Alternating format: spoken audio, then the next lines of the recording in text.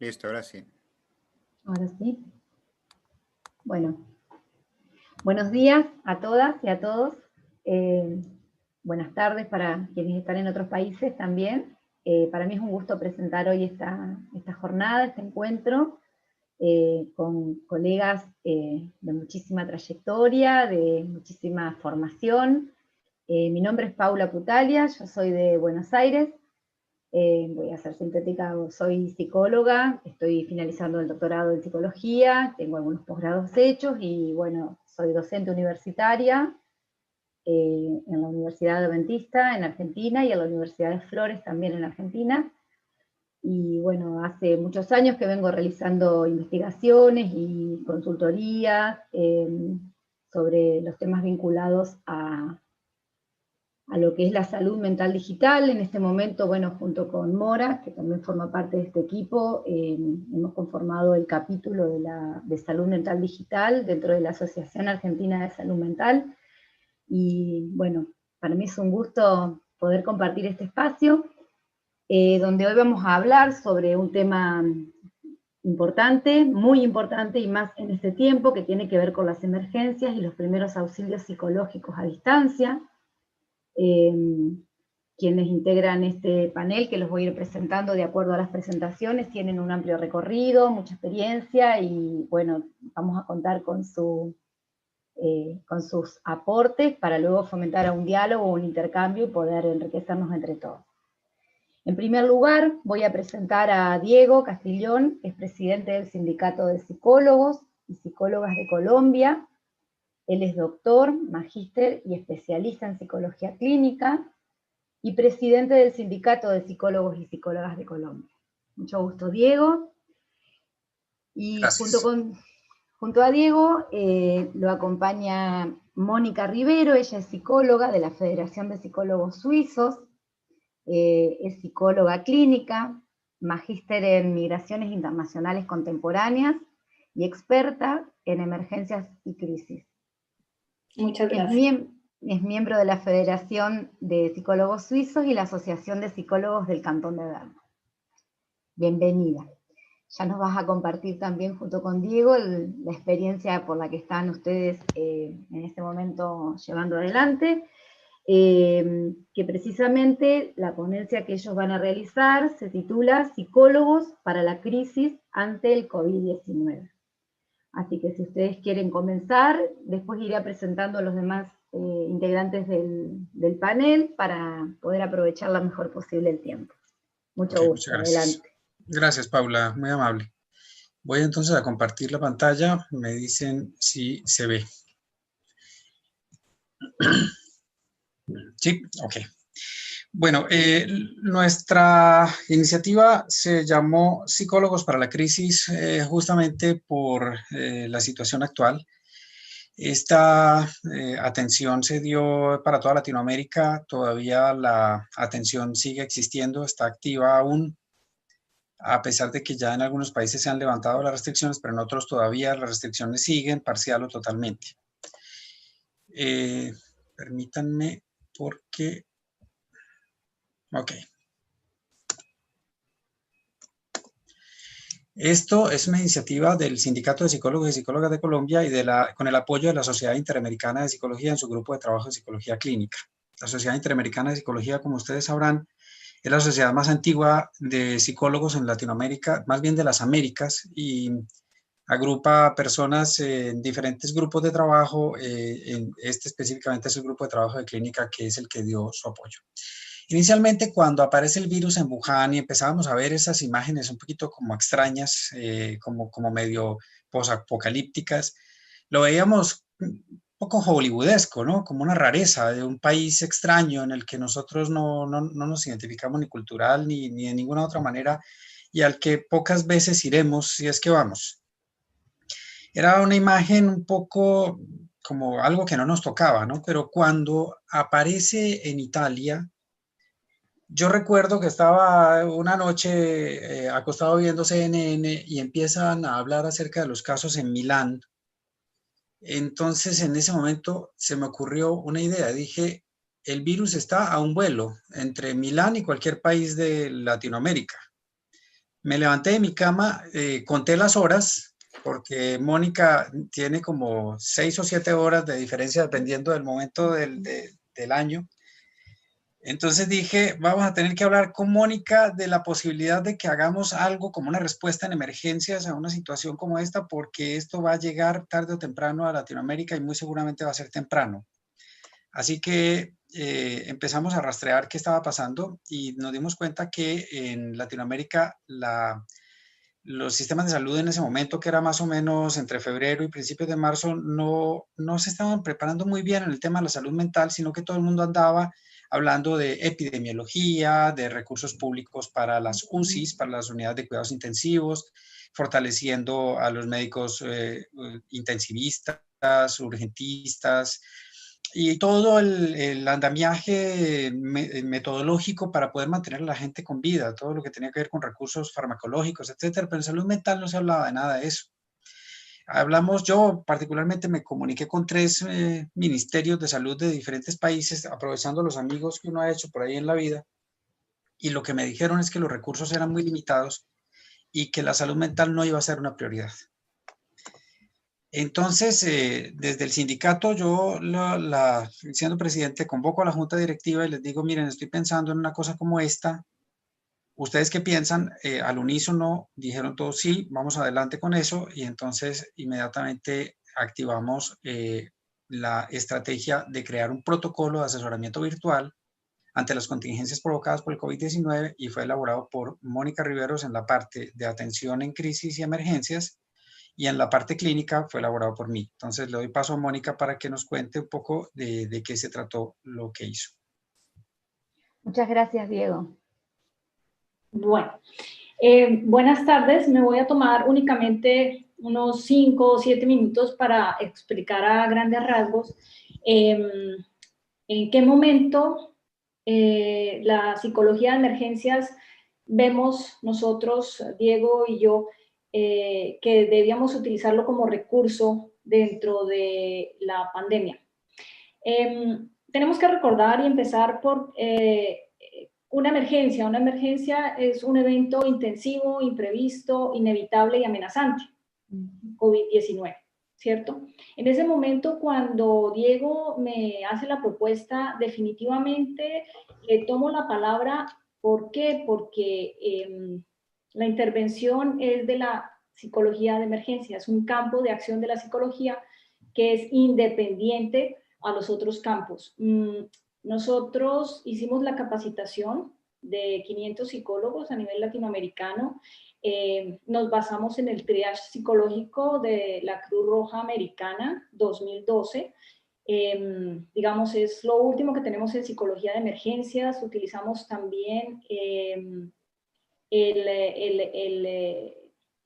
el programa de Kollner 2009, hablando de los grupos de riesgo, para determinar quiénes eran las personas que podrían llegar a estar más afectadas, ¿no? Aquellas personas mayores de 30, que viven solas, que estuvieron, de alguna manera han estado expuestas, que tienen problemas de control social, de identificación social, etcétera. ¿Por qué? Porque a la hora de capacitar a estos psicólogos para estar listos en el momento en el que la pandemia ingresara lastimosamente a Latinoamérica, pudiéramos evitar una serie de errores. Errores como hablar demasiado, desviarse del tema, dar soluciones facilistas, ¿no? Es muy distinto una intervención psicológica en emergencias a una intervención terapéutica, dedicarse a aconsejar, porque tampoco se trata de esto, no lograr simpatizar con la persona que vamos a tener enfrente, en fin. De igual manera, la intención era generar el espacio para que los psicólogos que quedaran capacitados tampoco se convirtieran en víctimas, porque en la psicología de emergencias también existe la posibilidad que si una persona no está preparada para intervenir, puede terminar siendo una víctima adicional, ¿no? La carga emocional de las personas más adelante muy seguramente nos lo van a ampliar un poco Henry o Karen, con quienes, por lo menos con Henry, tengo el placer de trabajar en un diplomado que estamos llevando a cabo en Latinoamérica, sobre psicología de emergencias, capacitación en psicología de emergencias. Entonces, básicamente, la idea era tener psicólogos bien preparados que se ajustaran al protocolo y pudieran determinar si las personas que comenzaron, lógicamente, a buscar la ayuda, no solo en Latinoamérica, se vio en Europa, se vio en China, tuvieran el recurso necesario. ¿Por qué? Porque se iban a exacerbar trastornos, se iban a dar procesos normales ante una situación anormal en personas normales. Entonces, teníamos que saber cómo trabajar con ello. Una cosa que quiero no dejar pasar es la importancia de la ética. ¿Por qué? Porque se vio un gran error en otros espacios distintos al proyecto que generamos, y fue el de intentar bajo la moral generar un bien, pero sin medir las consecuencias. La victimización o la revictimización de las personas que buscaron el apoyo cuando personas que no lograron capacitarse, por lo menos con una intensidad horaria como la que nosotros llevamos a cabo, apoyado en un debriefing o un defusing en este caso, pues se generaron procesos un poco difíciles, escuchamos de ellos. Pienso que el programa fue muy juicioso, fue muy ético, fue muy basado en la conciencia, fue muy basado en estar a la par de la tecnología, que es lo que nos compete hoy, y que pues nosotros realmente agradecemos la invitación, porque hay que ir, la psicología de emergencias, el apoyo tiene que ir a la par de la tecnología, y la ética y la conciencia sobre lo que estamos haciendo, interviniendo, sin vernos abocados a estar supeditados al derecho, ¿no? Es una conciencia basada en lo que es correcto y lo que es incorrecto realizar. Y bueno, gracias. De retorno la palabra a Diego. Muchas gracias, Mónica. Yo veo que Mónica está siendo un poquito prudente, o tal vez podríamos decir modesta con lo que hizo, porque lo que hizo fue algo muy titánico. Cuando yo la llamé y le propuse hacer esto, realmente fue muy rápido, porque le dije tenemos más o menos 3 días para hacerlo. Ella casi da un infarto. Entonces me dijo no, dame una semana, y en una semana montó la parte de ella que luego se convirtió en un video en donde estaba el protocolo escrito, que lo hicimos entre los dos. Eso fue ir y venir, estuvimos puliendo muchas cosas, encontramos algunas alternativas para poder mejorar el protocolo y que fuera efectivamente lo que estábamos esperando. Y luego ella monta la capacitación en un video, que fue un poquito difícil de hacer, pues por toda la cuestión de la urgencia, pero ese video era cómo capacitar a los psicólogos, y ahí está la dirección por si lo quieren ver, porque todavía está disponible. Y esto fue en 8 días. Y en 8 días Mónica tenía todo listo, y quiero hacerle un reconocimiento porque efectivamente lo que hizo fue titánico, fue urgente en medio de toda su situación de vida cotidiana, de trabajo, de familia, de todo, y sacó el tiempo para que estos 500 psicólogos quedaran capacitados, 550 realmente. Así fue el modelo que creamos. Era un protocolo de asesorías basado en esta estructura: una información básica, un consentimiento informado, o un asentimiento en el caso de los menores de edad junto con el consentimiento de los padres, una recolección de información y un triaje. Entonces está el área de la atención por emergencias, en donde existen pues varios campos. Está la alianza terapéutica, la valoración de la pertinencia en atención y análisis de situación. Eso también se aplica para la atención que era más clínica. El proceso de escucha, sistematización de la información, y luego se dividía en asesoramiento en emergencias o asesoramiento psicológico centrado en la disminución de síntomas o manifestaciones disfuncionales.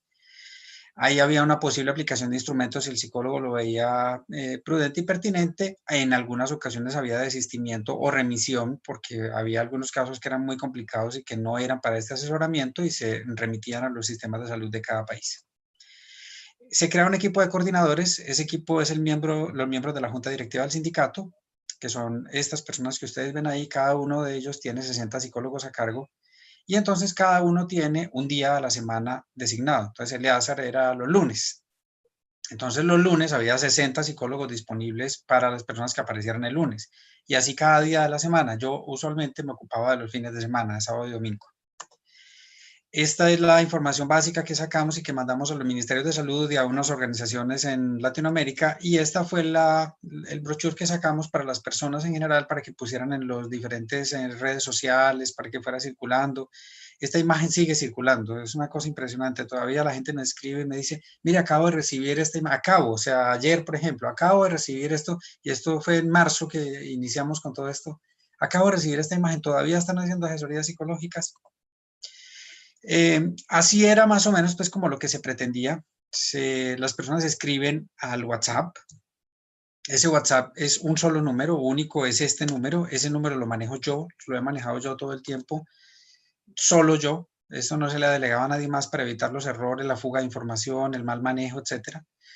Entonces se le hace el ingreso a la persona a través del mensaje de WhatsApp, luego se busca el coordinador, que es la persona encargada según el día. El coordinador entonces tiene unos psicólogos disponibles, los que han activado para ese día, dependiendo del número de casos. Le pasa el caso al psicólogo, el psicólogo se toma contacto con la persona y consigna la información en un formato que tenemos en la red, en la web, y por eso yo puedo estar rastreando qué cosas van apareciendo día tras día. Allí se definen los parámetros de atención, si son problemáticas severas como esquizofrenia, depresión con ideación suicida o intención suicida, síndrome de abstinencia por adicciones u otro tipo de cosas, pues se deriva a los sistemas de salud mental o urgencias de cada país. Aquí el psicólogo debe definir qué tipo de atención es la que va a hacer, si es una atención de emergencia, si es una atención clínica o si es una atención combinada. Y ahí están los muñequitos de las cosas que más aparecen en este tipo de intervención, que son los problemas de pareja, las dificultades con la familia extensa, con los hijos. Hay cualquier cantidad de cosas que ustedes no se imaginan. Emergencias, en emergencias entonces el modelo que nos propuso Mónica era escuchar, contener, calmar, normalizar, afrontar y reactivar. Y en clínica era la disminución de síntomas o de las manifestaciones disfuncionales, porque pues como es un asesoramiento, no es psicoterapia, entonces lo que hacíamos era buscar lo mayor posible un ajuste de la persona en este momento histórico, y lo que hicimos fue más bien bajar síntomas, y luego que la persona, cuando ya las situaciones de la sociedad estuvieran más normalizadas, pues que pudiera ir a buscar la ayuda en su sistema de salud o de manera personal. Estas son las cosas que estábamos trabajando: resolución de problemas, relajación, afrontamiento, búsqueda de soluciones a variables ansiógenas y búsqueda de estrategias adaptativas según el contexto que estaba viviendo.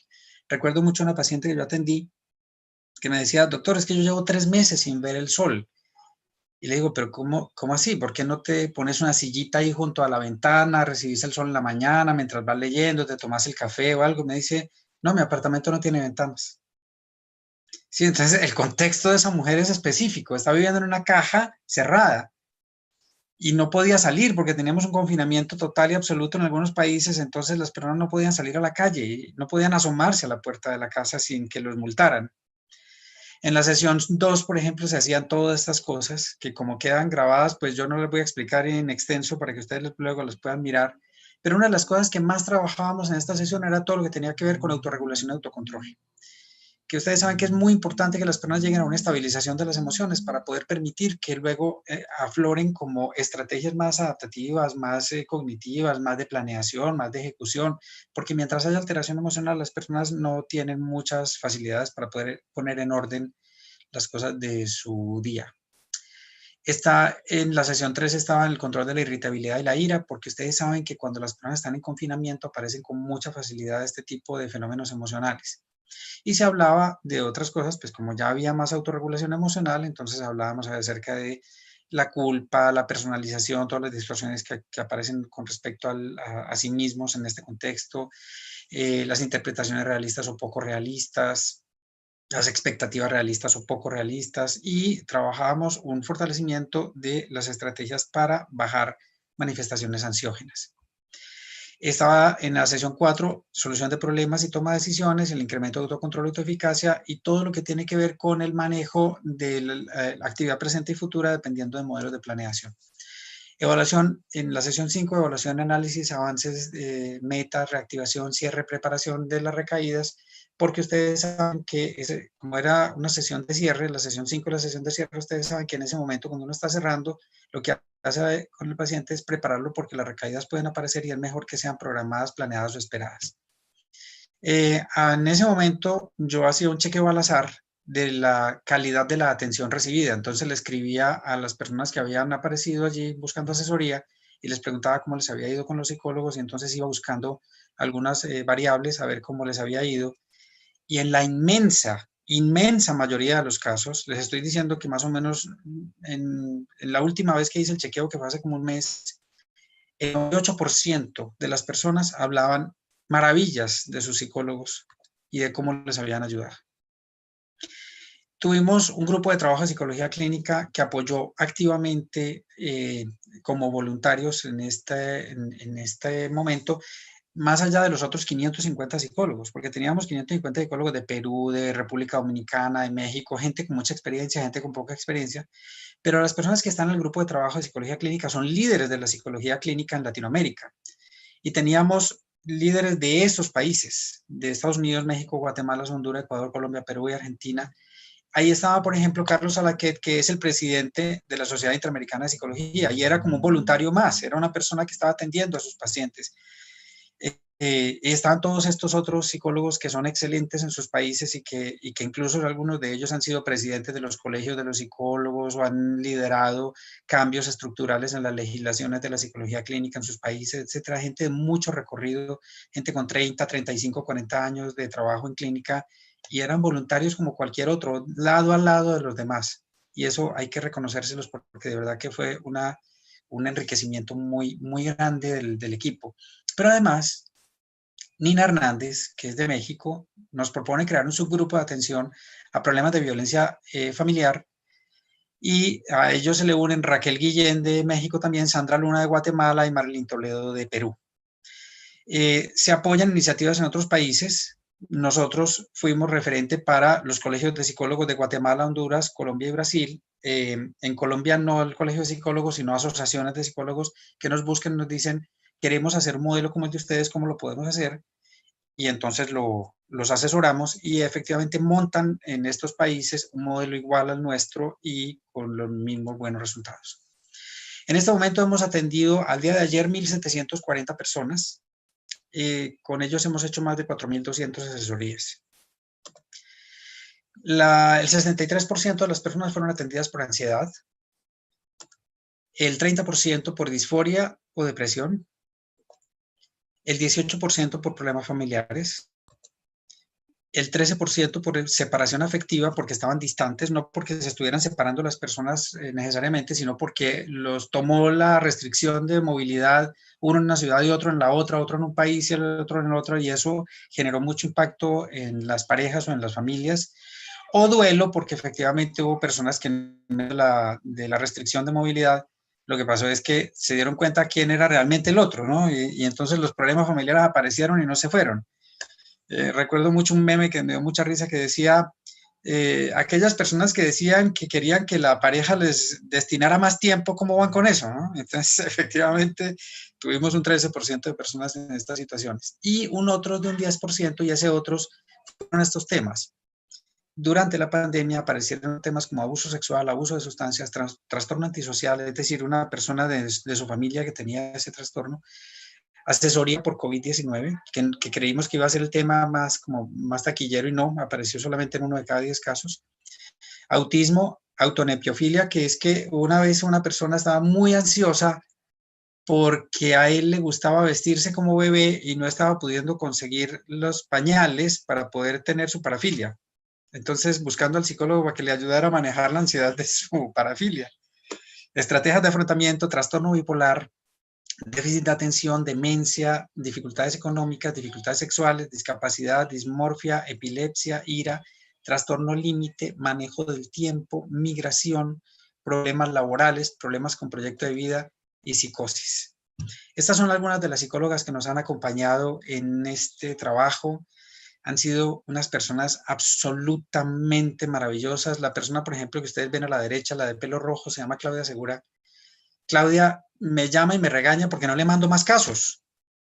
Me dice, pero ¿cómo es que yo llevo una semana y no he recibido casos? Me estás olvidando, esto no está bien, estás prefiriendo a otros psicólogos en vez de a mí.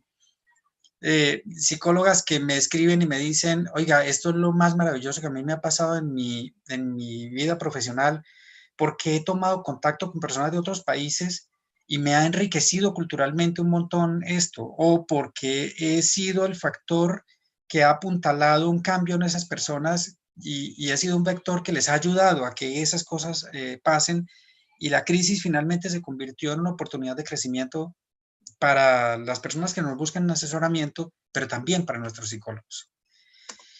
Algunas de ellas adicionales, gente de varios países, ahí tenemos psicólogas, por ejemplo, tenemos una psicóloga de México, otra de Perú, otra de Argentina. A los psicólogos voluntarios, que son los verdaderos héroes de toda esta jornada, yo les quiero dar un inmenso agradecimiento, porque fueron ellos los que hicieron la diferencia, no nosotros. Mónica, la gente de la Junta Directiva y yo somos personas que ayudamos con el trámite de cómo hacer que se acercaran las partes, pero los que hicieron el trabajo real, los que cambiaron vidas, son nuestros psicólogos. Así que a ellos realmente mi más profundo agradecimiento, porque ellos realmente le dieron calidad de vida en el momento en el que la gente más lo necesitaba. Con esto termino, muchas gracias. Sí, Mónica, ¿vos querías acotar Sí. algo? Sí. Es algo muy pequeño, porque mucha gente que sabe de psicología de emergencia se va a preguntar por qué se habla aquí de pacientes. Nosotros hablamos de víctimas, ¿no? En psicología de emergencias. Lo que hay que entender es que la pandemia como tal, la emergencia es el COVID. La emergencia, como lo decía Diego, era el momento en el que nosotros esperábamos la gente que por COVID, porque estuviera enferma, porque había perdido un pariente, etcétera, etcétera, llegara a buscar un apoyo o por la ansiedad de estar encerrado, en fin, de acuerdo a los parámetros de la psicología de emergencias, apoyarlos, acompañarlos, normalizarles su estado. Pero definitivamente yo pienso que estamos haciendo camino porque nos hemos dado cuenta que esto no es una emergencia típica, ¿no? Se exacerbaron trastornos por un lado y por el otro se trabajó en psicología de emergencias. Quiero que quede claro que fueron dos campos de acción. Es muy interesante tu apreciación. Ahora cuando finalicemos las ponencias, a mí se me ocurren algunas preguntas para hacerte, precisamente por la conjunción, como vos decís, de lo que es la intervención en crisis en sí misma, y también cómo esto prosigue con el tiempo y qué otras cosas hay que implementar. Me parece que es interesantísimo, lo vamos a dialogar. Bueno, les agradezco mucho, la verdad que es muy, muy, muy bueno, muy interesante el proyecto que han activado en crisis, porque realmente, como lo dijo Diego, fue en pocos días, pero creo que también para ustedes es un reconocimiento enorme también de pensar en el otro y, como bien lo decían, en la calidad de vida de todos y de todas. Gracias. Muchas gracias. Ahora vamos a presentar a Henry Povea. Henry es psicólogo por la Universidad de La Habana, en Cuba, magíster en Gerencia y Seguridad y Riesgos por la Universidad de las Fuerzas Armadas de Ecuador, candidato al postdoctorado por la Universidad Católica Andrés Bello de Caracas, Venezuela, CEO de Grupo Povea.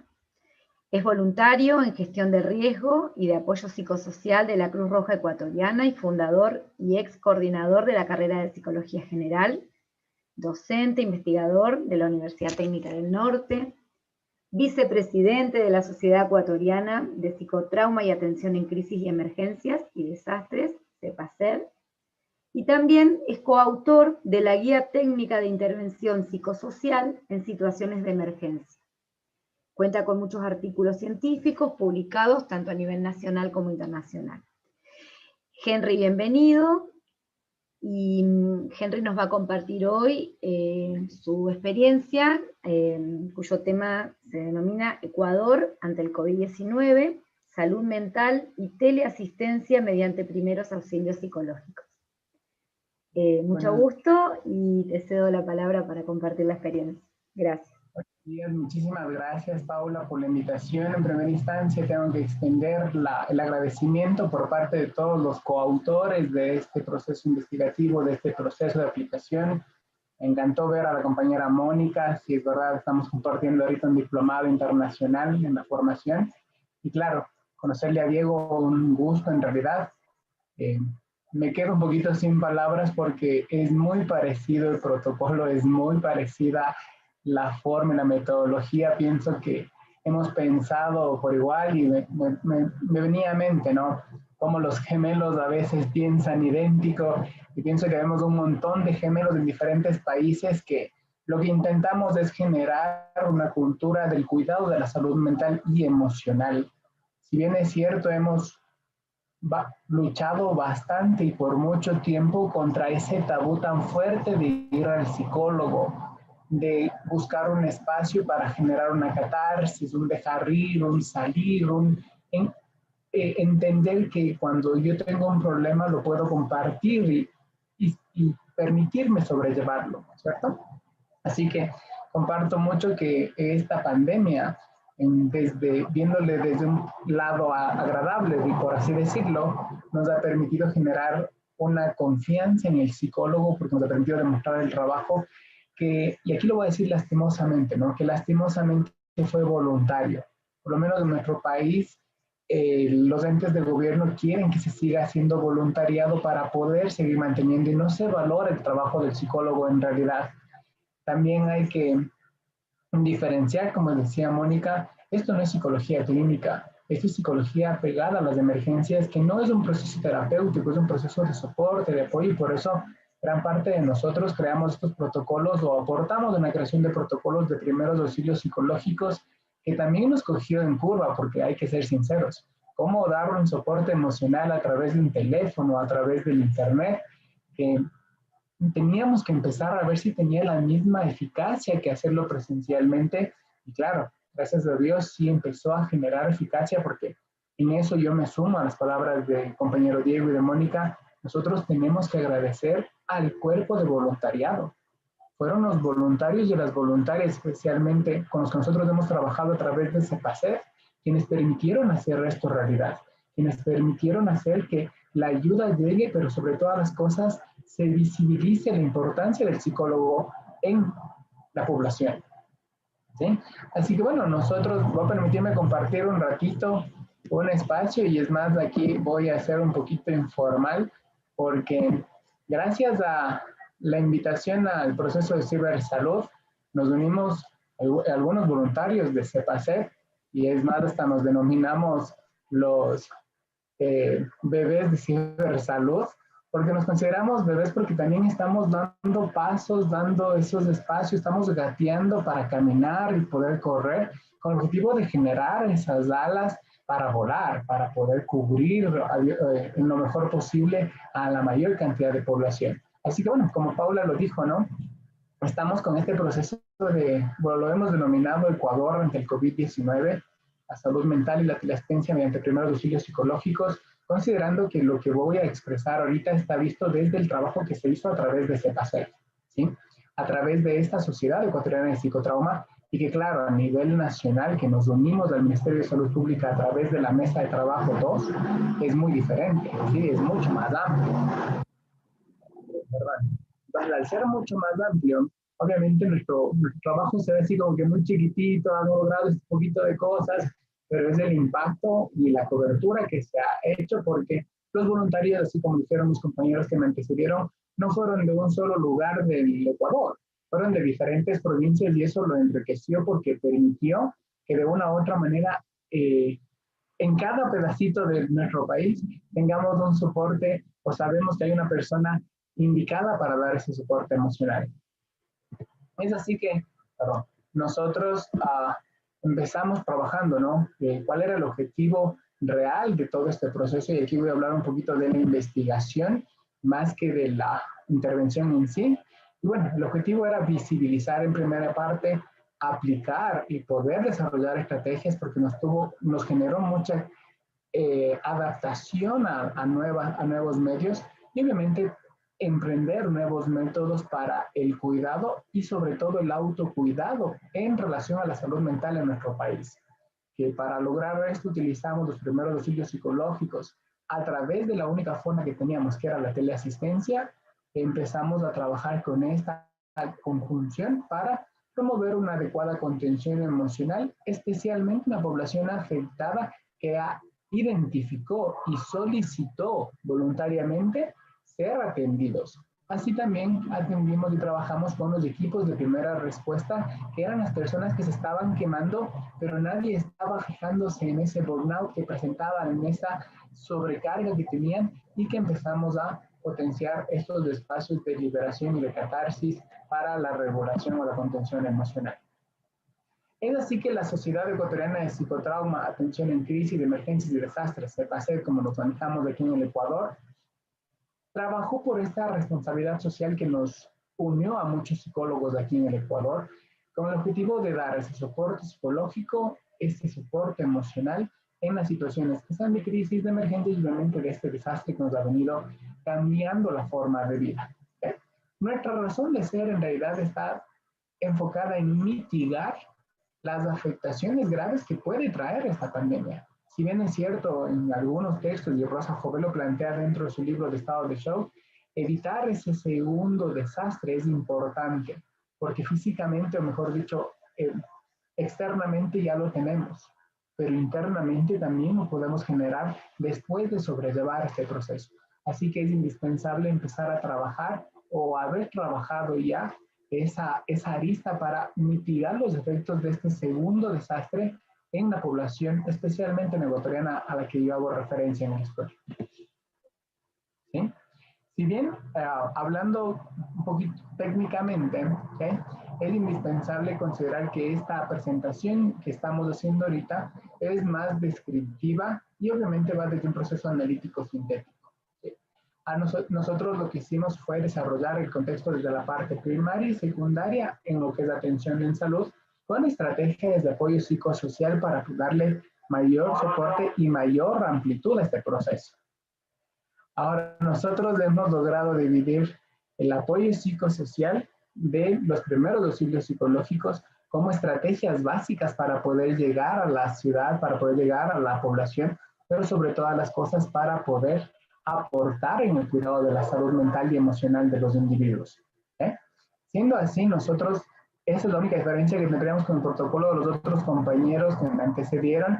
¿Por qué? Porque nosotros, dentro del apoyo psicosocial, lo que hicimos fue actividades que nos permitan psicoeducar, nos permitan generar publicaciones, nos permitan tener aspectos de corte científico para medir niveles de estrés, cómo está la hostilidad generándose por efecto de la pandemia, sí, por efecto de la presencia de la pandemia, cómo los niveles relacionados a la salud mental de los equipos de primera respuesta ha variado en. Entonces, nosotros aquí también tenemos un pequeño análisis muy rápido, ¿sí?, de las personas a las que nosotros logramos llegar, que está por el sexo, por la edad, por las regiones en donde nosotros atendimos en relación país, la ocupación que tenía y si presentaba un diagnóstico de COVID o no presentaba un diagnóstico de COVID. Otro aspecto importante que manejamos está relacionado a la percepción, mejor dicho, de qué síntomas obtuvimos, y me pareció muy interesante escuchar el estudio anterior, porque claro, la ansiedad o este proceso de sintomatología relacionada a la ansiedad se disparó ante la pandemia, y claro, en nuestro caso es casi el 36% de la población que estudiamos que presentó esta sintomatología pegada igual a la depresión, a una presencia de estrés, a un miedo, cuando ya este miedo empezamos a hablar con esta apertura a poder ya reincorporarte cumpliendo los protocolos de bioseguridad necesarios.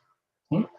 Está este proceso también de duelo y de pérdida, hablando de duelo, porque bueno, en Ecuador, especialmente en una de las ciudades más grandes del país, se dio este no control y esta pérdida masiva de individuos que llevaba a un proceso de no haber la despedida culturalmente aprendida en el país, de velarle a un fallecido, darle la despedida, apegarse a su creencia religiosa y enterrarle para decirle adiós. Sencillamente era, falleció y se enterró, y muchas personas no saben dónde están enterrados sus seres queridos, y obviamente esto generó mucho más daño desde la parte emocional para poder comprender o procesar lo que estaba pasando. La parte psicosomática también empezó ya a visibilizarse, a relacionarse, y la hostilidad fue algo que también nos llamó la atención, porque ya la ira se estaba volviendo enemiga en el proceso de generar o de afectar las relaciones interpersonales e intrafamiliares, y no nos podemos olvidar que también este confinamiento empezó a generar aspectos relacionados a riesgos suicidas o ideas suicidas, que también nosotros empezamos a trabajar desde varios grupos vulnerables. Uno de los grupos vulnerables son las comunidades LGBT. Aquí también es este proceso en cómo ya hicimos el seguimiento de la atención, cómo la primera, conectarnos la primera vez, hacer un segundo seguimiento, y después pasar a la evaluación de este proceso de cómo está siendo percibida por el beneficiario, nos ha permitido a nosotros darnos cuenta de que gran parte de la población está también contenta o está satisfecha con lo recibido, porque de una otra manera sí le permitió procesar y autorregular el proceso emocional. ¿Okay? En muchos casos también para nosotros fue importante trabajar con conductas preventivas, y aquí trabajamos desde la psicoeducación, ¿sí? La psicoeducación centrada como ese proceso importante para poder educar a la comunidad. Se manejaron muchos aspectos relacionados a formaciones enfocadas en entender qué está pasando, manejar la terminología adecuadamente, manejar protocolos de intervención, pero sobre todo aprender, ¿no?, cómo aplicar los primeros auxilios psicológicos para el manejo de síntomas psicológicos, para generar conductas preventivas, pero sobre todo para potenciar el cuidado y el autocuidado, especialmente en el personal de atención, en estos equipos de primera respuesta que venían haciendo frente a la pandemia en nuestro país. 5.260 personas son las beneficiadas en el periodo de abril a julio del 2020, ¿sí? Utilizamos una fotografía que no hace referencia a la nacionalidad ecuatoriana, pero es para poder demostrar esta multiculturalidad a donde también llegamos, a donde se pudo plasmar, porque la ayuda no discrimina, la ayuda al contrario involucra, y al involucrar nosotros nos aperturamos para que la población tenga la confianza suficiente en recordar que somos confidentes, somos una ayuda, está una mano extendida para servir, pero sobre todas las cosas estamos trabajando y sumando esfuerzos por velar por el bienestar de la comunidad. ¿Qué es lo que nosotros hemos logrado? Y es lo que más o menos decía, se relaciona mucho a los estudios anteriores presentados por los compañeros que me antecedieron, ¿sí? La ansiedad, el miedo, el estrés, la depresión, la parte psicosomática, el duelo, riesgo de suicida y hostilidad son factores que ponderaron o resaltaron en todo este proceso de identificar qué está pasando desde la salud mental en nuestros compatriotas o en las personas que viven en Ecuador, perdón. ¿Sí? Es así que nosotros, bueno, aquí vuelvo a hacer hincapié en este proceso de la Sociedad Ecuatoriana de Psicotrauma, Atención en Crisis de Emergencia y Desastres, de quien agradecemos habernos dado la oportunidad de poder unirnos, ¿sí? De poder servir, de poder estar colaborando y de poder llegar, de poder servir al otro, pero sobre todo, como les dije en un comienzo, tratar de llegar a ese espacio en donde nos consideramos esos bebés de cibersalud, porque fue este proyecto el que nos unió para que cada uno también ya empiece a generar desde su individualidad. Aquí están las 5 individualidades que se unieron para esta investigación, con el objetivo de recordar que no están solos, estamos todos unidos y que la unión hace la fuerza para poder llegar más lejos y poder servir de mejor manera. Si bien es cierto, Dentro de estos protocolos y estos procesos es indispensable que nosotros reconozcamos que, como los compañeros dijeron, se hizo un proceso o un esquema en donde era indispensable que el voluntario que aportó o que se sumó al aporte sepa seguir el esquema y sepa seguir las rutas que se hicieron, porque con el Ministerio de Salud Pública, gracias a Dios, se pudo colaborar en la elaboración para guías para personas adultas mayores, para grupos vulnerables, para personas que presenten discapacidad, para la población en general y para grupos de primera respuesta, que en cada uno tiene una arista muy diferente para poder servir de mejor manera.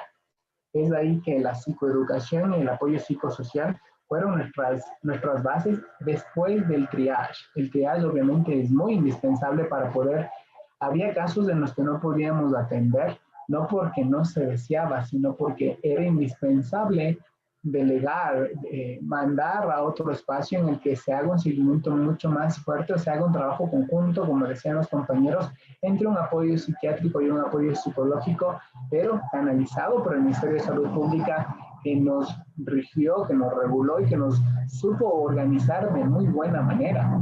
Ahí hay que felicitar el trabajo de los compañeros del área de salud mental, del área de prehospitalaria, que en verdad hicieron un trabajo enorme para poder unirnos a un montón de sociedades, a un montón de colegios de psicólogos de nivel nacional, que estábamos ávidos de poder ayudar, de poder servir, con algo que en verdad me gustó mucho que Mónica planteó.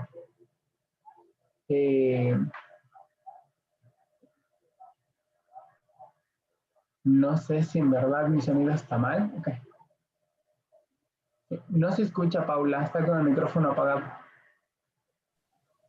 Que decía que por ahí algún sonido externo, por ahí hacía como que se vaya un poquito, pero se escuchó bien. Pasa que hay alguna repercusión externa por ahí, tal vez que bueno, que no la podemos evitar. Bueno, mil disculpas por eso. Ahí sí, No, por favor. En ese contexto les comentaba que me sumo a esa parte en que aquí no es quien más luce poniendo más gente a trabajar.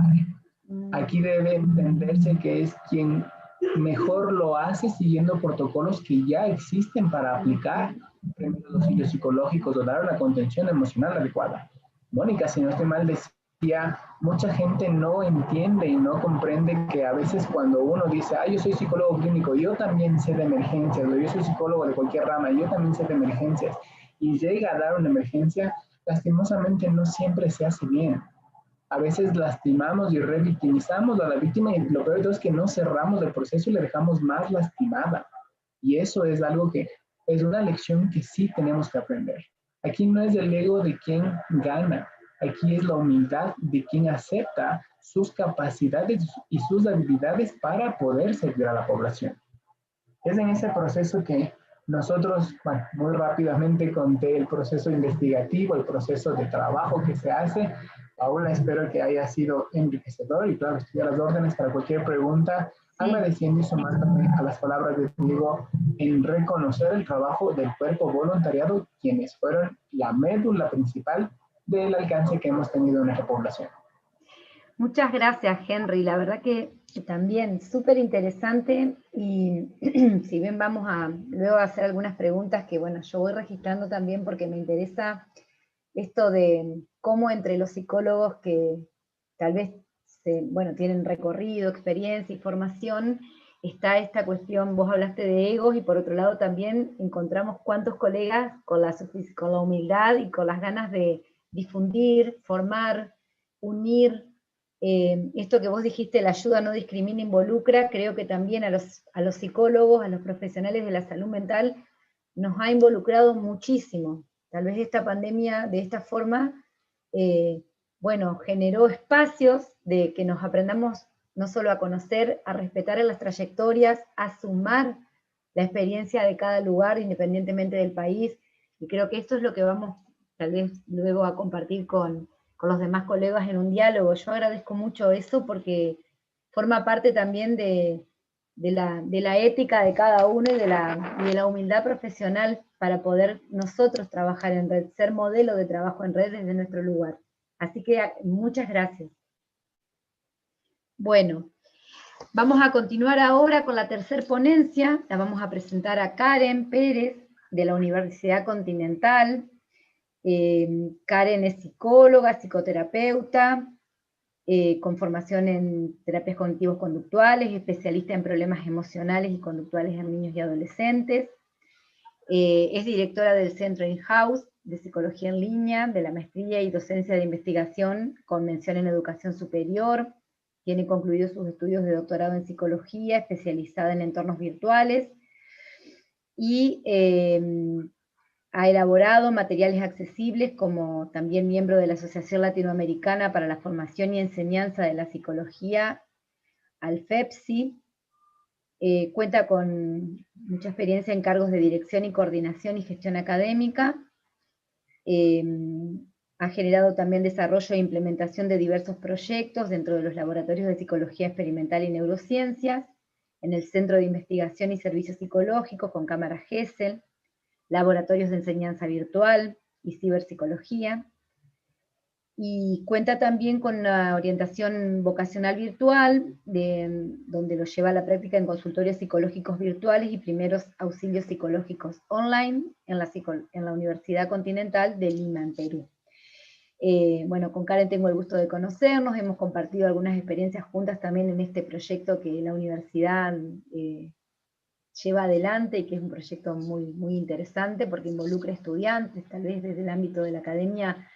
Quienes estamos en ese rol, nos alegra mucho que los estudiantes se formen sobre esto. Y Karen va a presentar un trabajo, o su trabajo, que se llama Calma, los primeros auxilios psicológicos online en la Universidad Continental. Karen, mucho gusto y te escuchamos. Gracias. Qué gusto, Paula, saludarte, saludar a todos los asistentes a esta mesa organizada por Cibersalud, ¿no?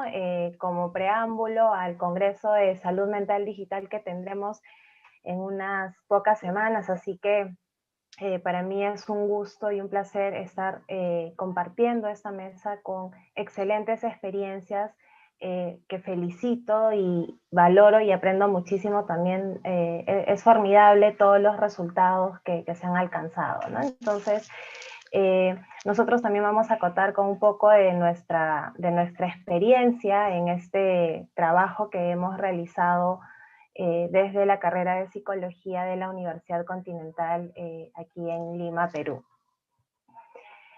Muy bien, a ver, vamos a empezar. De hecho, esta propuesta de atención de primeros auxilios psicológicos en línea inicia, ¿no?, con todo, a raíz de toda esta situación, ¿no?, de crisis en emergencia sanitaria que nos hemos visto envueltos desde hace varios meses, muchísimos países en diversas dimensiones, proporciones, impactos, medidas, ¿no?, dadas por nuestros gobiernos, y que definitivamente generó una convulsión en todos los sectores, ¿no? Nosotros como universidad definitivamente, o a nivel del contexto educativo, ¿no?, nos vimos frenados porque aún no teníamos la certeza de cuándo iban a empezar las clases.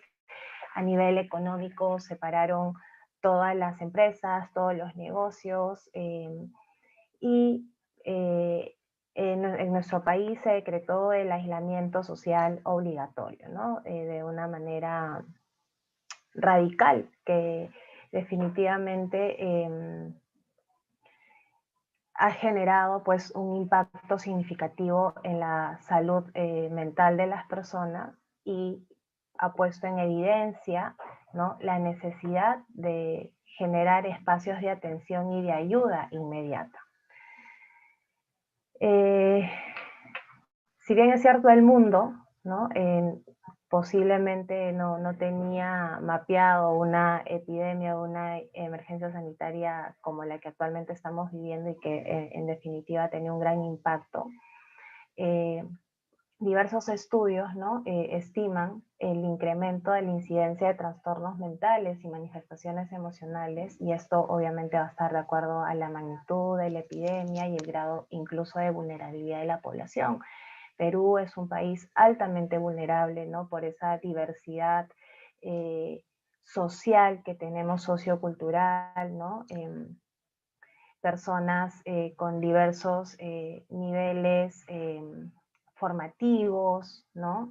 Y de hecho también ante la gran ausencia de un sector de atención en temas de salud mental, ¿no? O sea, definitivamente nuestro país está muy golpeado dentro del ámbito de salud por la ausencia de este sector que definitivamente por la ausencia ya sea de presupuestos, de directivas, de normas,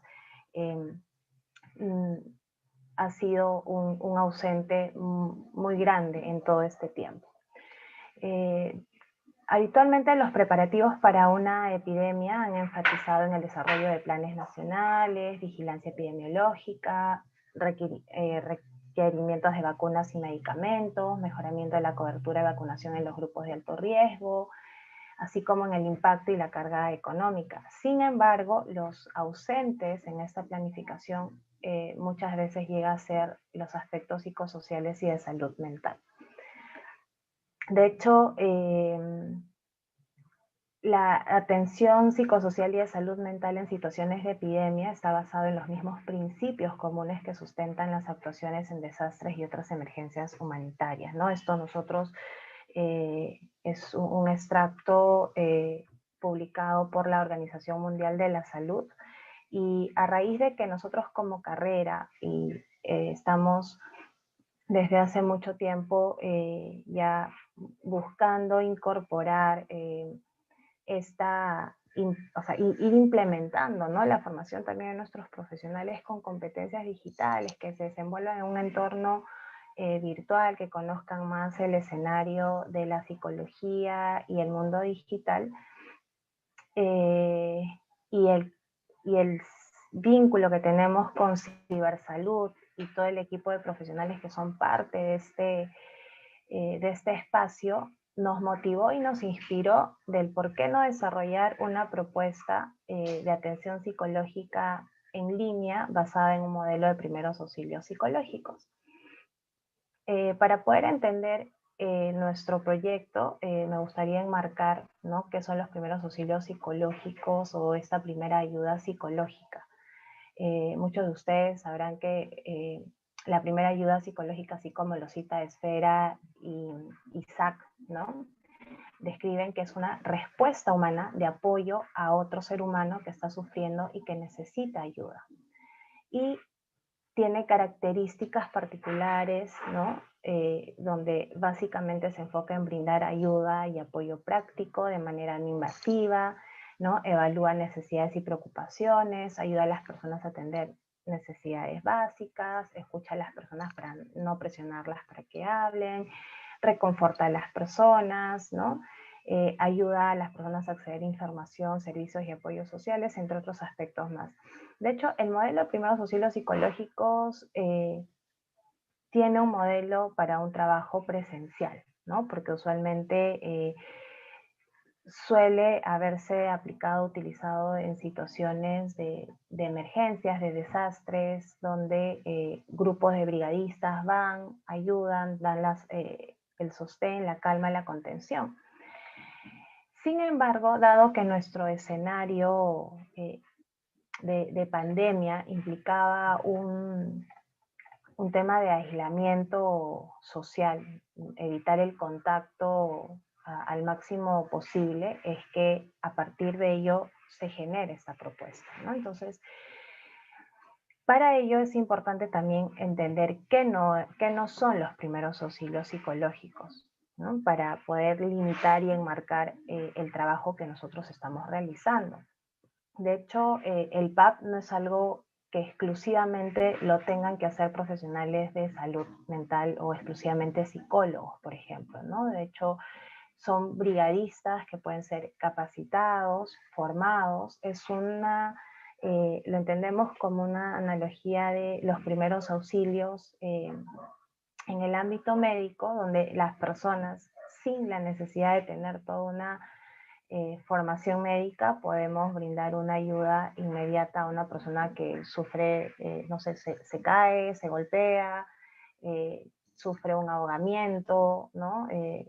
Una lesión, aprendemos primeros auxilios. Algo similar ocurre en el contexto de los primeros auxilios psicológicos. Entonces, bajo este modelo es que nosotros fuimos también capacitando y orientando a todo nuestro equipo de voluntarios, ¿no? Sabemos que no es una psicoterapia breve. De hecho, aunque sabemos que los primeros auxilios psicológicos supone estar disponible para escuchar historias digamos, los casos de las personas, no necesitamos hacer toda una evaluación completa, profunda, ¿no? Toda una anamnesis completa, toda una historia personal del individuo, en este caso del beneficiario o usuario que ingrese.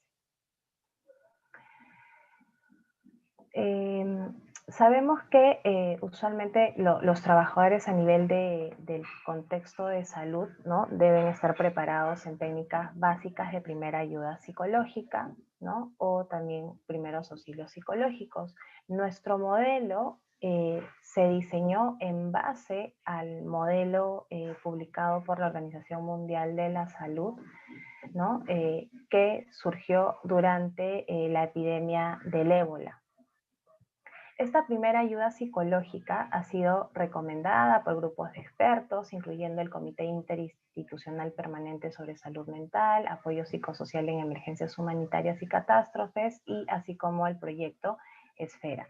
De hecho, este modelo que propone la Organización Mundial de la Salud es respaldado por muchos organismos internacionales, ¿no? Esta guía de primera ayuda psicológica que nos sirvió a nosotros como modelo, nos permitió generar esta propuesta y esta metodología que buscamos que cumpla estas características, ¿no? De ser ágil, sencilla, flexible, y se busque adaptar a las características también de los usuarios. Entonces, les voy a comentar un poco qué es Calma, ¿no? Que en este caso llega a ser este servicio de primeros auxilios psicológicos en línea. Se aperturó el 30 de marzo de este año, 13 días posteriores al inicio del estado de emergencia sanitaria y aislamiento obligatorio en el país, en este caso en Perú. A partir de ese momento todo el país estaba restringido en salidas, ¿no? Con normativas, con vigilancia, supervisión y obviamente, tal como mencioné al inicio, teniendo un impacto bastante significativo en la vida de las personas. Este servicio básicamente lo consideramos como un programa de responsabilidad social de la carrera de psicología y por ende de la universidad, ¿no? Y que tiene un enfoque de ayuda humanitaria específicamente ahora en tiempos de pandemia, donde se brinda atenciones de primeros auxilios psicológicos con el fin principal de brindar ayuda psicológica a las personas que lo requieran. Y tal como les mencioné, esto se diseñó en base a la guía técnica de primera ayuda psicológica publicado por la Organización Mundial de la Salud para ayudar y apoyar a las personas en graves situaciones de crisis. Esto es un servicio 100% gratuito, ¿no? Que tiene una atención de lunes a domingo de las 8 de la mañana hasta las 10 de la noche. Voy a continuar compartiendo más sobre el servicio Calma. ¿Quiénes lo conforman? En realidad, de Calma tiene detrás un grupo humano muy grande, ¿no? Donde se hizo una convocatoria abierta a los docentes de la carrera, egresados de la carrera,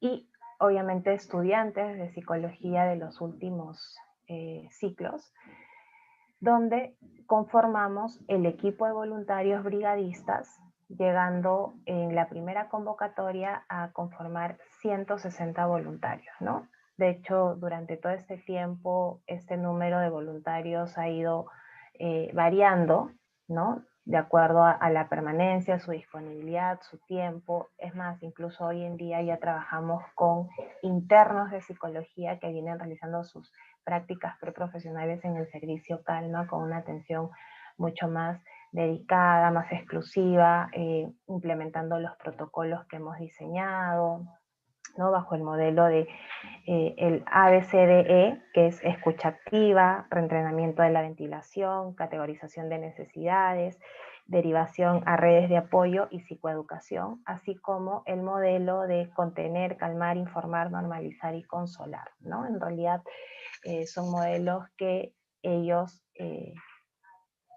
bajo los cuales han sido capacitados por el equipo multidisciplinario de Calma, profesionales, como en tu caso, Paula, que en algún momento nos ayudaste también con la capacitación a todo este equipo de voluntarios, sobre el modelo y proceso de atención de servicio en línea, sobre modelos de técnicas de intervención en primeros auxilios psicológicos, y teniendo como base el protocolo de la guía técnica de la Organización Mundial de la Salud y cursos complementarios que han sido actualmente diseñados y obviamente difundidos para el acceso de la accesibilidad de muchas personas y profesionales. De hecho, no quiero dejar de mencionar en esta imagen, estamos viendo parte del equipo, no son todos en realidad, son imágenes extraídas de nuestro grupo de WhatsApp que funciona las más de 12 horas al día, donde los alumnos, los voluntarios se informan por ese medio sus ingresos, sus salidas al servicio, ¿no? Preguntas, dudas, y de cómo esto está funcionando en el día a día, ¿no? El objetivo de este servicio Calma fue brindar en primera instancia soporte emocional y atender las diversas manifestaciones psicológicas identificadas durante las diferentes fases que se vienen presentando durante esta emergencia sanitaria. Tiene como objetivo acercarse a las personas, escucharlas, ayudarlas, brindándoles soporte y contención emocional, principalmente a través del recurso de la psicoeducación, ¿no? Con temas de ansiedad, depresión, duelo, estrés, crisis emocionales, sentimientos de abandono, ¿no? Brindando ayuda y apoyo práctico de manera no invasiva, orientando a las personas para acceder a información, servicios y apoyos sociales, así como servicios sanitarios u otros. La metodología de trabajo que nosotros diseñamos es que nos basamos en el modelo de telepsicología, ¿no? Utilizando recursos tecnológicos con el objetivo de minimizar el contacto físico y garantizar el aislamiento social que se exige en este tiempo de pandemia, ¿no? Entonces, es así que se vienen realizando atenciones en línea a través de herramientas de videoconferencias en tiempo real. En este caso hemos utilizado tanto la herramienta del Blackboard Collaborate Ultra como la del Google Meet para las atenciones de primeros auxilios psicológicos, adecuando la accesibilidad de estas también para facilitar el uso con los usuarios beneficiarios, ¿no? En este caso, tanto los voluntarios, que son los brigadistas del servicio, así como los beneficiarios, utilizan diversos dispositivos digitales para realizar estas atenciones, ¿no? Laptop, tablet, ordenador, celular, ¿no? De hecho, necesitan tener la cámara web, micrófono, audio y una conexión, de hecho la conexión a internet es indispensable. Para que todo esto pueda, digamos, realizarse, también los voluntarios conocen y firman compromisos éticos, conocen sus obligaciones, saben tienen el compromiso sobre aspectos de la confidencialidad, sobre el uso de datos, ¿no? La protección de los mismos, la responsabilidad que tienen con los beneficiarios. Entonces, nosotros hemos diseñado una serie de protocolos, ¿no? Y y compromisos que tienen los voluntarios asumidos y que son parte de este servicio. Del mismo modo, los beneficiarios son informados sobre las características del programa, sobre cuáles son los dispositivos, los tipos de dispositivos, herramientas que necesitan para poder ser atendidos de una manera adecuada y en tiempo real. De hecho, sabemos que los primeros auxilios psicológicos se debe realizar en un tiempo no más de mayor a 72 horas, y es que nosotros partimos del principio que desde el momento que la persona busca nuestra ayuda, ingresa a a Calma, es que hacemos la programación de la atención dentro del marco de estas 72 horas, donde nos llega el envío del formulario y nosotros programamos esa atención de ayuda psicológica por un tiempo de 60 minutos. Y de hecho los beneficiarios saben que pueden tener la posibilidad de solicitar y acceder a más citas si el caso lo requiera, ¿no? Este es el modelo que nosotros tenemos en el servicio Calma, ¿no? Nuestro enlace de ingreso es calma.ucontinental.edu.pe, ¿no? Este enlace los redirecciona automáticamente al formulario de atención de servicio de primeros auxilios psicológicos, donde los beneficiarios van a poder conocer de manera muy resumida qué son los primeros auxilios psicológicos. Nosotros hemos diseñado una pequeña anamnesis electrónica para tener datos referenciales y tener una idea de quién es el beneficiario, ¿no? Donde se incluye inclusive el motivo de consulta, que ahora lo vamos a ver más adelante. Una vez que ingresa, llega el formulario a nuestra plataforma, nosotros hacemos la programación de cita, hacemos la asignación del voluntario, del enlace, el consultorio virtual, e incluso también hacemos ajustes razonables. ¿Qué significa eso? Que durante todo este tiempo hemos tenido también la oportunidad de atender personas con discapacidad, ya sea visual, auditiva o incluso lengua nativa, ¿no? Que fue un modelo que también le dio un valor agregado a nuestro servicio.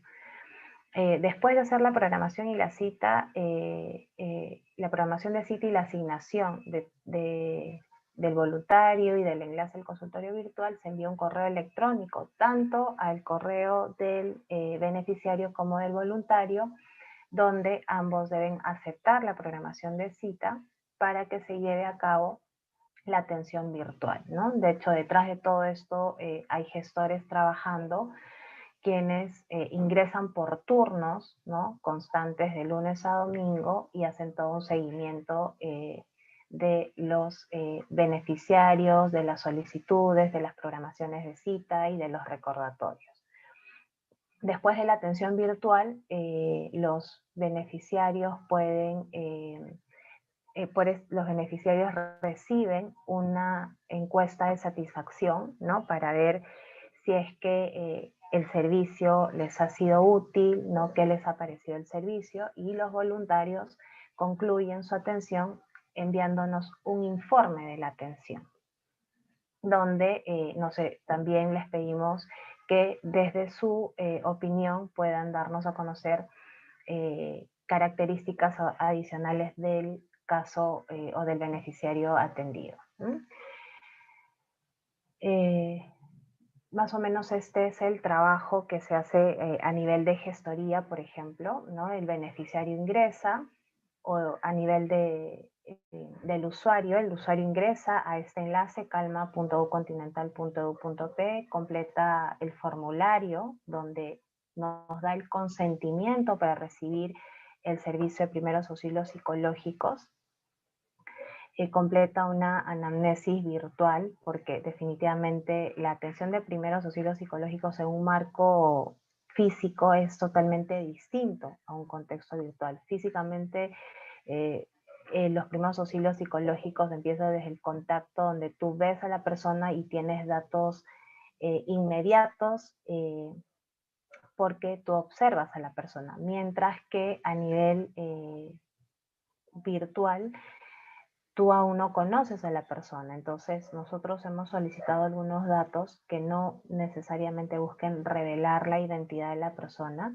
pero sí datos que sean de ayuda para el voluntario y pueda enmarcar y tener una idea previa de la persona, del beneficiario que va a atender. Después de ello, nosotros programamos la cita, ¿no? Con el día y la hora solicitada bajo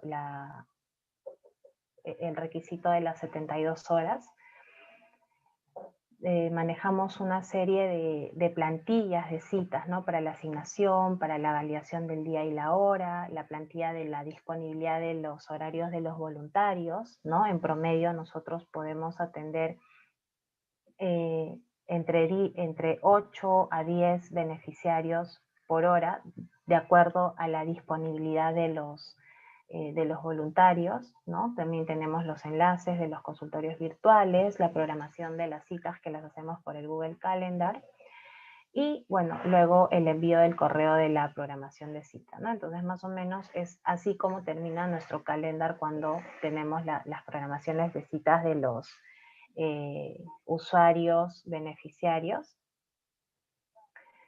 Esto es un ejemplo de la atención en tiempo real que hacemos a través del servicio de Calma, ¿no? Tenemos al voluntario PAP y tenemos a la beneficiaria, en este caso, conectados.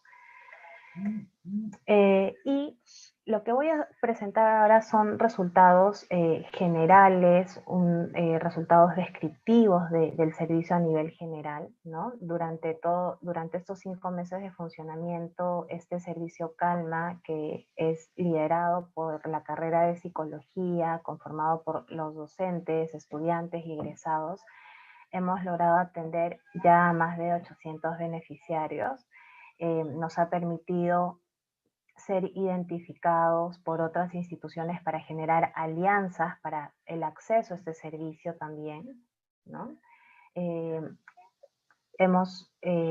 Una alianza significativa ha sido con la Asociación Psicoinclusiva Quipuyacta, que nos ha permitido incorporar esta atención psicológica con un enfoque inclusivo, de atención diferenciada, respetuosa de la diversidad, lo que incluso nos ha llevado a ser reconocidos e identificados también por organismos como la Organización Mundial de la Salud por el trabajo que se viene realizando. Hemos podido generar ajustes razonables, ¿no? Que actualmente brinda el servicio para que pueda ser accesible y usado por todos los beneficiarios sin importar la edad, la habilidad técnica o la situación de discapacidad o diversidad funcional, cultural e individual, ¿no? Todas las citas se hacen por videoconferencia en tiempo real, ¿no? Lo que nos permite a través de estas plataformas utilizar archivos para la psicoeducación, compartir aplicaciones, poner subtítulos en vivo, chat escrito y utilizar otros recursos digitales. Entre los usuarios atendidos hemos podido tener mayor atención a mujeres dentro de toda esta población alcanzada, ¿no? Sin una proporción de 2 mujeres cada un hombre, ¿no? El promedio de edad de usuarios atendidos durante todo este tiempo ha sido el promedio de edad ha sido de 31 años. Sin embargo, nosotros hemos podido atender niños, hemos podido atender adolescentes, adultos y adultos mayores. La edad con mayor recurrencia al servicio Calma son los adultos que se encuentran entre los 40, ¿no? Entre los 20 y los 40 años, ¿no? Son los usuarios que acceden con mayor frecuencia al servicio, seguidos por una población de adultos intermedios que están entre los 40 y 65 años de edad, pero también hemos tenido adolescentes, ¿no? Entre los 12 y los 18 o 20 años. Y la población con menor accesibilidad, pero que también hemos atendido, son niños entre 5 a 9 años de edad. Los motivos de atención más recurrentes dentro del servicio Calma han sido motivos de ansiedad, ¿no? Seguidos por pérdida de iniciativa, miedo, sentimientos de abandono, por ejemplo, ¿no? Es el estrés peritraumático, que es la preocupación por el futuro, temas de depresión, crisis emocionales, que son los motivos de consulta más frecuentes y recurrentes que hemos tenido dentro del servicio, y que justamente este modelo de contener, calmar, informar, normalizar y consolar es el que se ha ido utilizando durante la atención de los diversos beneficiarios. Un tema muy importante que nosotros pudimos también rescatar dentro de este servicio es que las personas o nunca habían recibido primeros auxilios psicológicos o no sabían que existían los primeros auxilios psicológicos. De hecho, este grupo pequeño que marca sí es porque son beneficiarios que han regresado al servicio y que obviamente ya conocen del modelo de atención, ¿no? Pero al inicio, en realidad, las personas no saben o desconocían que eran los primeros auxilios psicológicos. Incluso muchos asumen que es la etiqueta de un tipo de servicio, más no un modelo de atención específico. Esto también nos está llevando a elaborar diversas publicaciones y diversos artículos. Ahora hemos ya nuestro primer artículo que va a ser publicado sobre promoviendo la salud mental con servicios psicológicos a distancia durante la pandemia del COVID-19. Va a mostrar los resultados también preliminares de esta experiencia Calma en nuestro país, ¿no? Y que ha sido elaborado por un equipo de investigadores, tanto docentes como equipo académico de la misma universidad. Y finalmente este es nuestro servicio Calma, que es un servicio abierto a todas las personas, ¿no? que busca brindar esta ayuda psicológica, y que buscamos ser el primer vínculo de contención a todas estas manifestaciones psicológicas que se vienen presentando en esta época tan difícil que viven todos los países. Bueno, muchas gracias, Karen, súper interesante la experiencia. Volvemos a encontrarnos, a vernos. Para mí también es muy valioso desde el ámbito donde me desarrollo, me desempeño, que es la formación académica, desde hace muchos años, y que también de alguna manera motiva siempre a pensar que una de las aristas importantes en todo esto que estamos compartiendo no solo es la formación, como hacían mención los colegas, sino también todos aquellos aspectos que tienen que ver con la investigación. De hecho, en este panel también tenía preparada una presentación, pero prefiero compartirla con ustedes a modo de diálogo. Creo que vamos a sacarle mucho más rédito a esto de compartir experiencias entre todos.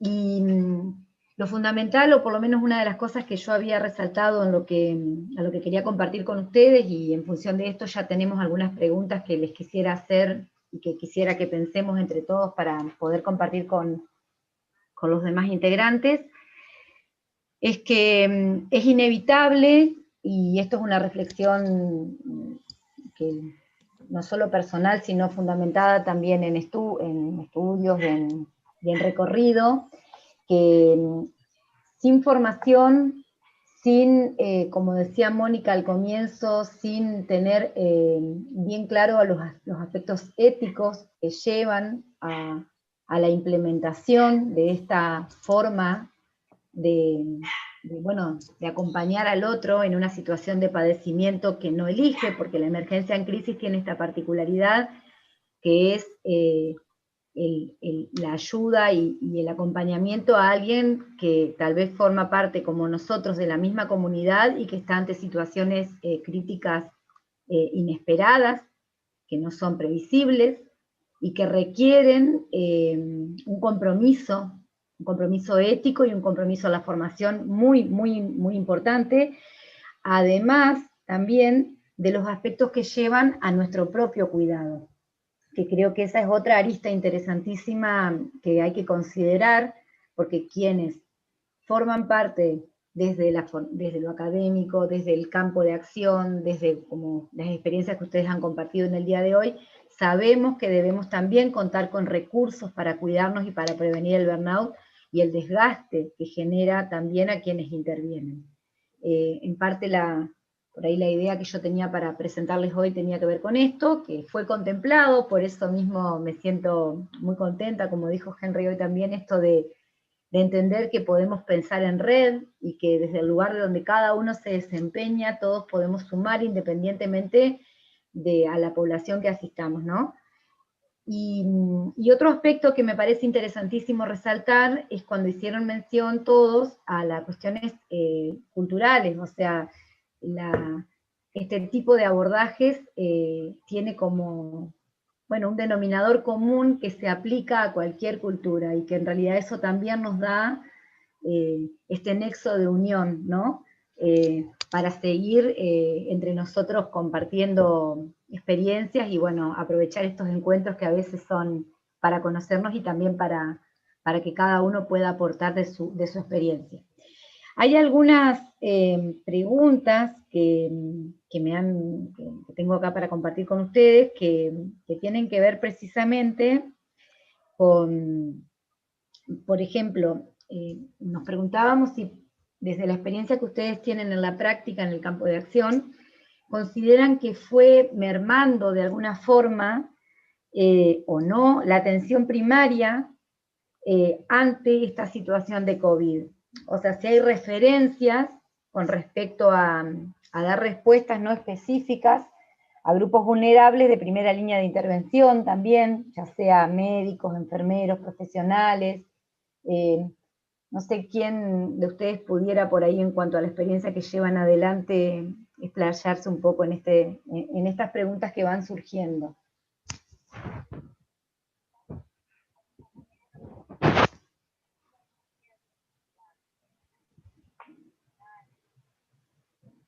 Sí, Karen. Yo quería darle más bien el pase a Mónica para que ella pueda quizás enmarcarnos esta primera experiencia y continuar con algún aporte adicional. Bien. Bueno, Diego se acabó de levantar de la silla, pero creo que la respuesta macro, ¿no?, la puede dar mejor él, porque yo me encargué especialmente de la parte de la capacitación, ¿no?, y de los aspectos éticos, etcétera, y tener muy en claro qué es la psicología de emergencias. Entonces, no sé si Henry, ya que... O tú, sí, claro. No, está bien. Aprovecharía, si querés, para que también podamos después compartir con Henry también con respecto a esta pregunta, y ya que tocamos el tema ético, para después ya profundizar sobre esta otra pregunta que surgió en cuanto a lo que fue, digamos, transitando durante todo este periodo del COVID, cómo otras cuestiones también fueron quedando en otros estratos, vamos a poder pensarlo. No por no prestarle atención e importancia, sino porque esto es como que ocupó el lugar hoy de primacía. Con respecto a esto de los aspectos éticos, Mónica, a mí me gustaría mucho, bueno, es un tema que aparte me gusta, lo investigo y lo transmito mucho en la formación de grado también a los estudiantes. La ética se aprende desde el primer día, entonces es como que no hay que esperar a recibirse para recién pensar de qué se trata. Esa es un poco mi forma de pensarlo y de transmitirlo. En cuanto a los equipos de trabajo y en cuanto a lo que vos has trabajado sobre el protocolo, ¿cuáles fueron aquellos aspectos relevantes que tuviste que como que pensar en reforzar con respecto a las cuestiones éticas a la hora de implementar protocolos ante la crisis de COVID-19? básicamente la intención, no intentar hacer algo bien o mal, ¿no? Porque partimos de la moral, es hacer lo correcto. Correcto. ¿No? Por ejemplo, que suele pasar que ante una necesidad, ¿no? de otra persona, por empatía tratamos de dar lo mejor de nosotros mismos, pero no se trata de eso, ¿no? Se trata de una serie de habilidades que deben ser desarrolladas. Claro, en este momento nos tocó como una situación, podríamos decir de emergencias, pero coloquialmente hablando, ¿no? Porque la palabra no cabe, el adjetivo. La intención era que se entendiera lo más rápidamente posible que las reglas, la ley, en este momento se la llevó la tragedia, digámoslo así. Entonces, que debíamos ser conscientes, debíamos autorregularnos, ¿no? Y ser conscientes de realizar las acciones correctas. O sea, de decirle al voluntario, se te agradece mucho el que quieras participar, pero se necesitan estas y estas habilidades básicas. Se necesita que adquieras estos conocimientos, ¿no? Por eso, digamos, las personas necesitaban, los voluntarios necesitaban asistir a todo el proceso de capacitación, porque era, digamos, lo mínimo, la base, ¿no? De ahí esa concientización. Entonces, pienso que sobre todo tomar conciencia. Es como una ilustración, ¿no? Sí, se entiende. Exactamente. Es partir, es generar confianza, ¿no? Saber con quién estamos trabajando y que no se deba estar detrás de todo el mundo para, ¿no? Porque no se trata de supeditarnos al otro o al Estado, sino de hacer lo correcto. Sí, perfecto. Es muy claro también y creo que tiene mucho que ver con lo que Henry hoy también explayaba o se explayaba con respecto al servicio de voluntariado que participa en el programa que ellos tienen a cargo también. Esto de hacer lo correcto, pero desde el punto de vista también de que estamos todos atravesados por la misma realidad.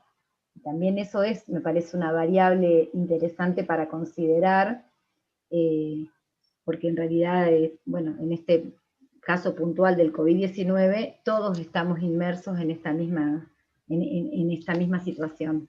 Es muy claro lo que plantea Mónica. Tal vez ahora que Diego volvió, retomamos la pregunta anterior, y después me gustaría que tanto Henry como Karen, por ahí puedan compartir también un poco, más allá de las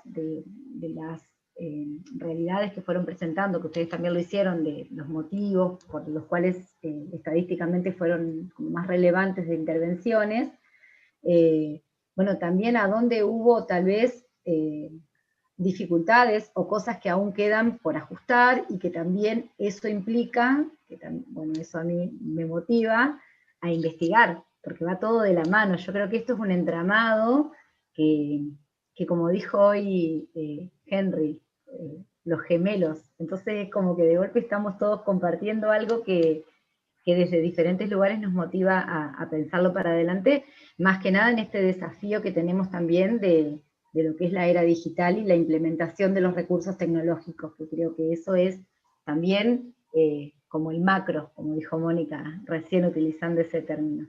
Así que, no sé si Diego, vos querés compartir un poquito la pregunta que yo les había hecho inicialmente, si fue como disminuyendo o mermando la atención primaria ante la situación del COVID, y después, bueno, tanto Karen como Henry, si quieren compartir un poquito también a dónde ellos sienten que todavía como procesos deben hacer ajustes, o lo mismo Mónica y Diego.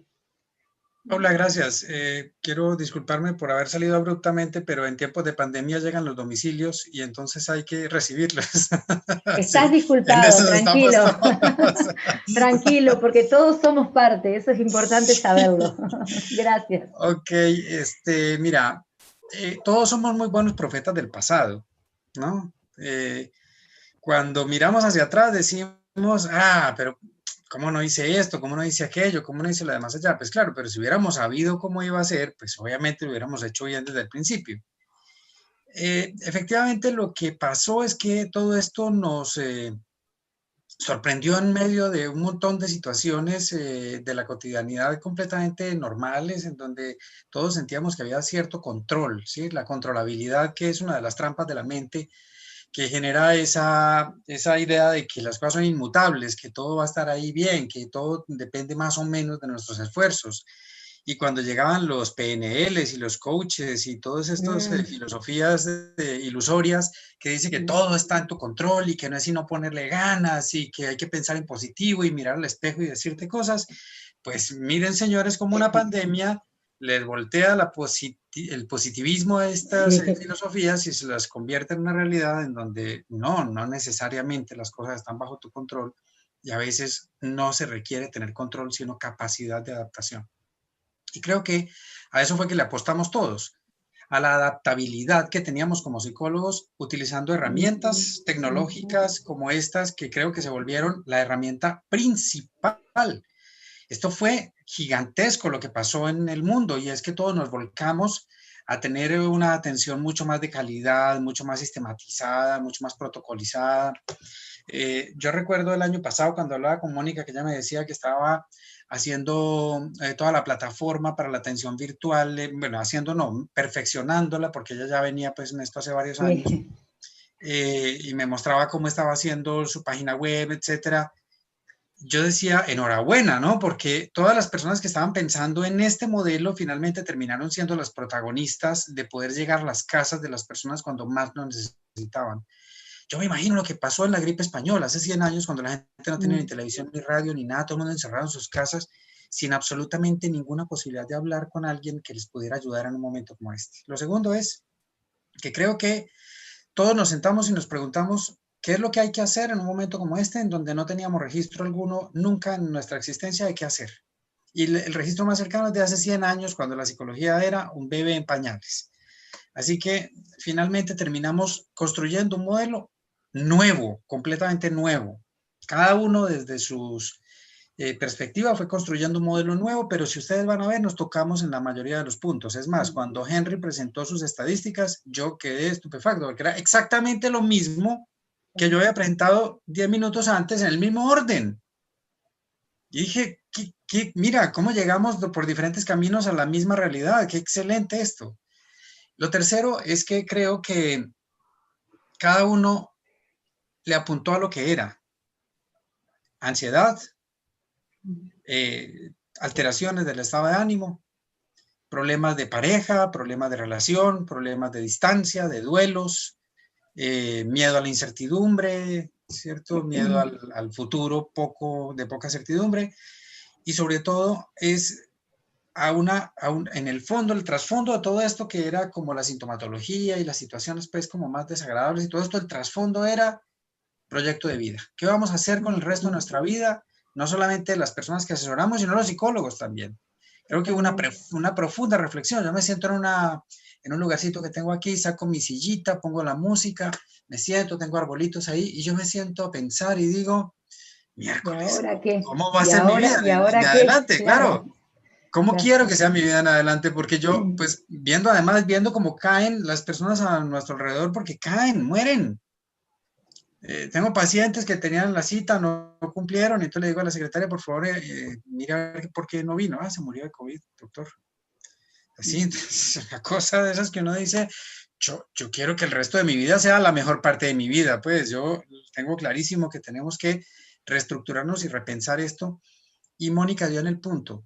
No es hacer cualquier cosa, es hacerlo bien hecho y es hacerlo de tal manera que las personas puedan tomar esto y convertirlo en un trampolín para que el resto de su vida sea mucho mejor, que no sea solamente el arreglo del momento, sino un proyecto de vida distinto gracias a lo que aprendió durante esta pandemia y a la humilde intervención que nosotros pudimos haber tenido en un momento crítico.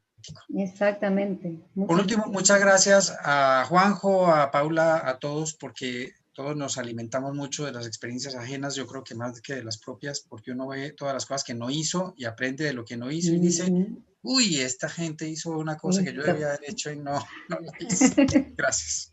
Bueno, muchas gracias, Diego, muchas gracias. Sí, es valiosísimo, digamos, ese aporte de no solo el pensar en el hoy, sino en lo que viene. Bueno, por eso mismo me parece que también es importante en cuanto a pensar en qué ajustes haríamos, que es un poquito lo que les plantea a Henry y a Karen desde la experiencia que ellos tienen de diferentes ámbitos, porque lo por venir ya forma parte de lo que estamos haciendo en el presente. Es como que estamos, como dijo Mónica, esto no es emergencia, si lo tuviéramos que pensar así, pero es acá, aquí, ahora, y pensando también que esto continúe y que nuestro estilo de vida y nuestra calidad de vida ya no va a ser la misma. No pensando en términos negativos, sino también pensando en que hay modificaciones por hacer. Y el rol de los psicólogos es muy importante en esto que viene, y del trabajo interdisciplinario, por supuesto. Bueno, Henry, te cedo un ratito la palabra, tenemos unos minutos, así que podríamos pasar toda la tarde, pero no podemos. Y no, muchísimas gracias. Yo también me sumo a las palabras de Diego porque yo sí me quedé un poco frío también cuando ellos presentaron los resultados y dije, bueno, voy a repetir lo mismo porque no encuentro otra cosa que decir. Pero eso es lo pienso yo, la parte emocionante, igual con Karen, como dijo Diego, hay cosas que otra persona ve que uno no lo tomó en cuenta ese rato, pero diciendo, ok, lo puedo hacer ahorita, lo puedo empezar a sumar. Y esa es la parte que Mónica decía de la adaptabilidad, pero manejando siempre esa coherencia con esa parte ética, o sea, hacerlo bien de la manera adecuada. Por eso yo en algún momento decía, nosotros agradecemos cuando la gente desea sumarse, pero para sumarse también hay que saber si tienes el perfil y las características básicas necesarias o el conocimiento básico necesario para hacerlo de buena manera. ¿Okay? Nosotros, yo voy a ser muy infidente, en el terremoto de Ecuador en el 2016, muchos psicólogos se convirtieron en psicólogos emergencistas. Cuando alguien hablaba aquí de psicología de las emergencias, psicología pegada a los otros, decían, ay, está loco, esto nunca va a pasar, ¿cómo vas a querer esto? Pero siempre hay un loco que mantiene su locura y trata de no contagiar, sino de hacer reflexionar sobre eso. Pero tras el terremoto del 2016 yo vi muchos compañeros convertirse en emergencistas cuando trataban de aplicar clínica en la calle y se sentían frustrados porque no lo podían. Entonces, cada uno también tiene que ver, como decía Mónica, necesitamos que las personas sepan por lo menos el perfil básico para aportar de manera correcta, sin faltar o sin tratar de maquillar un algo. También seamos sinceros, todos nuestros gobiernos, pienso yo, han maquillado la realidad de la pandemia, ¿cierto? Obviamente con mucha más razón van a maquillar el efecto psicológico de este segundo desastre. Porque tal vez no se va a visibilizar, tal vez la gente no lo va a decir. El tabú de atenderse con psicólogos sigue siendo algo tan fuerte con lo que tenemos que luchar, pero pienso que ese pasito que hemos dado, yo por eso decía, aunque parezca chistoso, somos esos bebecitos, esos chiquititos que recién están dando esos gateos, esos movimientos básicos para empezar a ya sentar y poder caminar firmemente.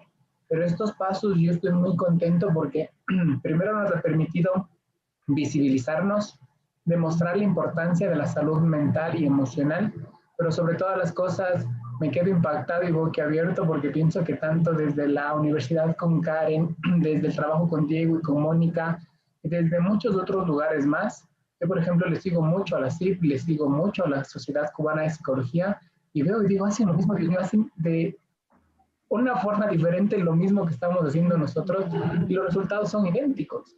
Entonces sí me parece que esto de las redes de soporte es indispensable para poder seguir creciendo, para poder seguir visibilizando lo que en verdad nos importa y pienso que eso nos ha unido, que es el bienestar del otro desde la manera adecuada.